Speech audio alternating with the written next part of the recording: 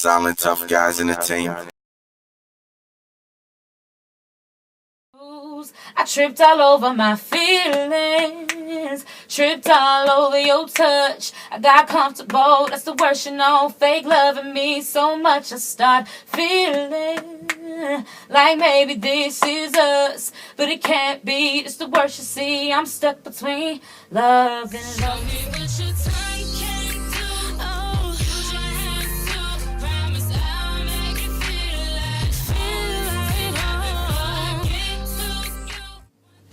It's your boy Gutta Dane. Today's guest is the most beautiful, soon to be iconic Catrice. That's what? I don't know how to take that. You don't know how to take that? No. That's how I feel. So, how long you been singing? Like at what age?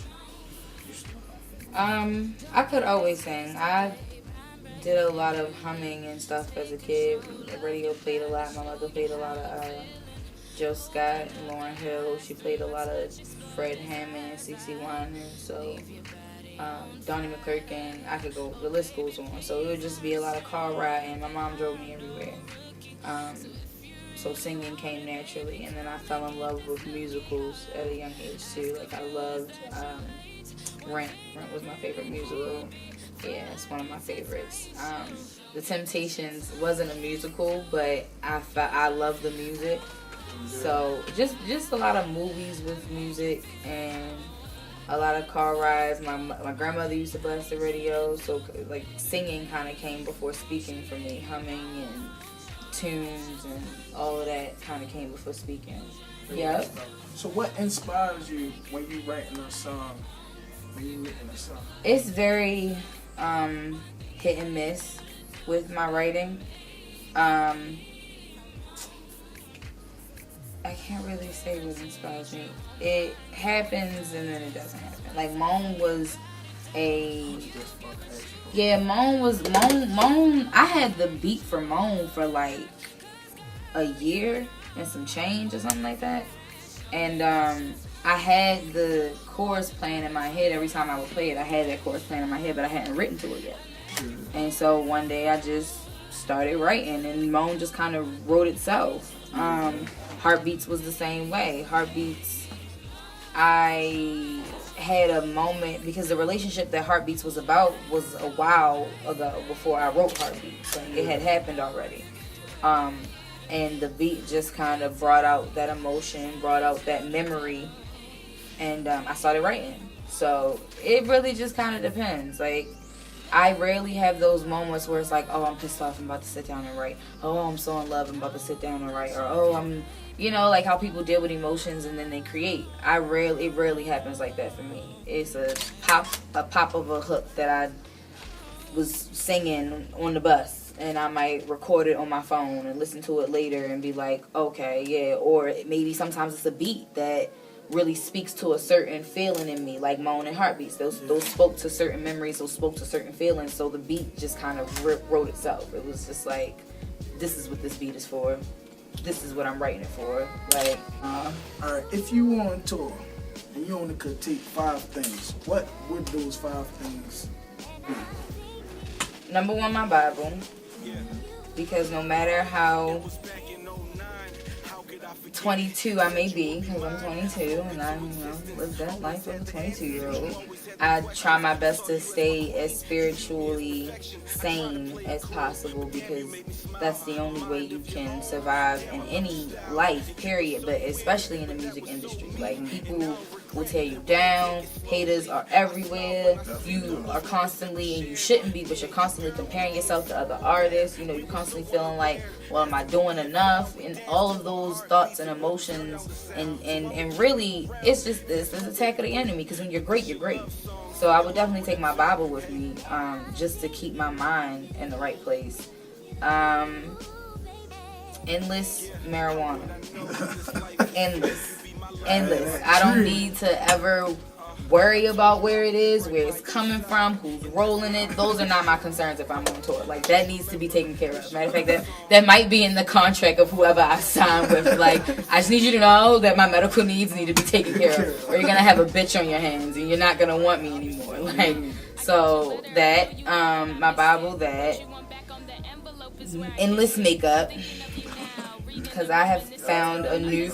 But the thing about it is, and out there, you know me, like, I didn't do that shit. Like, this whole makeup life is new to me. I'm loving it. I'm growing more into being a feminine woman instead of the little tomboy hood chick that I was. So I fell in love with makeup. I think it's freaking amazing that people can...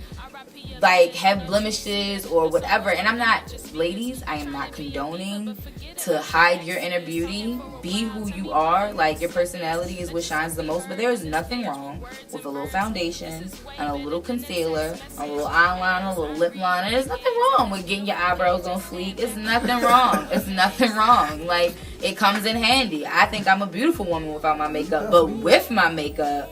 oh, bitch, it ain't no... I'm A1. They can't nobody touch this. Last two. My cell phone, of course, because I need to always be able to talk to my mom. And she was a single... she is a single mother, and she's always been supportive. She's never wavered in support for me. So I would always need to be able to call. And she probably wouldn't want to... she might want to come on tour with me, but... and if that's the case, then no, I don't think I would have my mom on tour with me. I don't think that would be the case for me. Yeah, I don't think my mom would. But the phone thing, definitely.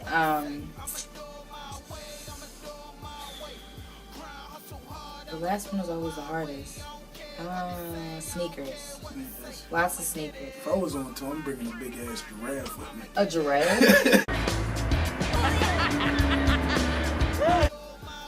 How do you feel about this booty eating? I'm not a fan. Wanna ride off and it goes for me. I'll make him do it. I might let your boy show for me, but he gotta eat the booty like groceries. But he gotta get rid of these hoes for me. I might have a nigga selling this soul for me. Ooh, it's all supposed to be. Okay, so like, here's the thing. I'm a fan of oral stimulation. But I'm not a fan of like just straight ass eating. Like, that's what you do. Like, you just eat ass. Like, you just see ass and you're like, oh, I gotta eat the ass. If you eat the booty first and then lick her toes gonna be smelling like booty. Don't get tired. It's disgusting. It is.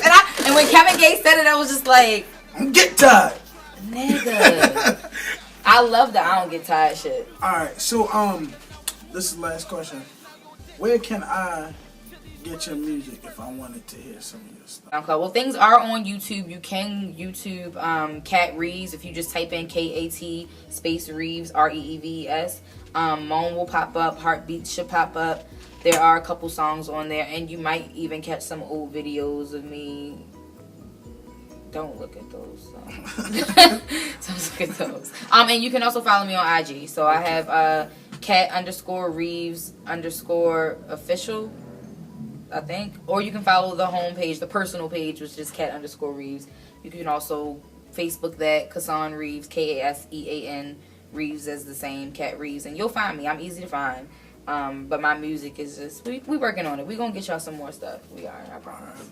It was nice having you. Most definitely. I nigga missed you, right? Yo, yeah. Is you single? No, I just said like 5 times. My boyfriend. Damn, my boyfriend who I happily love. We're going to move in together and get married. Oh. So I'll be tied down soon. I'm hating, but congratulations. I'm hating. Got him! Got him! But alright, till next time, fuck y'all. He didn't mean it. Alright, I ain't mean that shit. Show me what you're